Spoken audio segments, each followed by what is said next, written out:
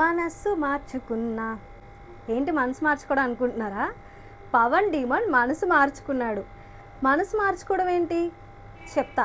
ఈరోజు జరగబోయే నామినేషన్స్ ప్రాసెస్లో ఒక చిన్న ట్విస్ట్ అయితే ఉంది. ఆ ట్విస్ట్ ఏంటి, అసలు పవన్ డీమన్ ఏం మనసు మార్చుకున్నాడు అని తెలియాలంటే వీడియోని స్కిప్ చేయకుండా చూసేయండి. అయితే నార్మల్గా Bigg Boss Telugu season 9 start అయిన దగ్గర నుంచి చాలా డిఫరెంట్గా ఉండబోతుంది. ఎప్పుడు చూడనివి మనం చూస్తాము అని చెప్పేసి బిగ్ బాస్ టీం చెప్పారు. అండ్ అలానే చాలామంది చెప్తూ వచ్చారు.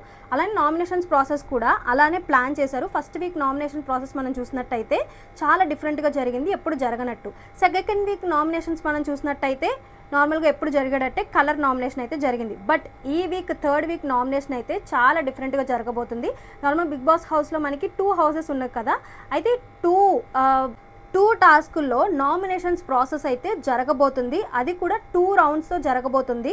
అది కూడా ఇంకెలా అనుకున్నారు, డిఫరెంట్గా పెయిర్గా వెళ్ళి నామినేట్ అయితే చేయబోతున్నారు. అయితే అసలు ఎవరు నామినేట్ అయ్యారు, ఎవరు డేంజర్ జోన్లో ఉన్నారు అని మనం చూసుకున్నట్టయితే Kalyan, Priya, Flora, Ritu Chaudhary, Ramu Rathod and Gundankul alias Harish.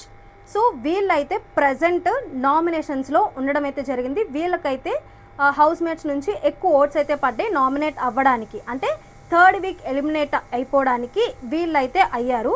ఇందులో ట్విస్ట్ ఏముంది అని అనుకుంటున్నారా?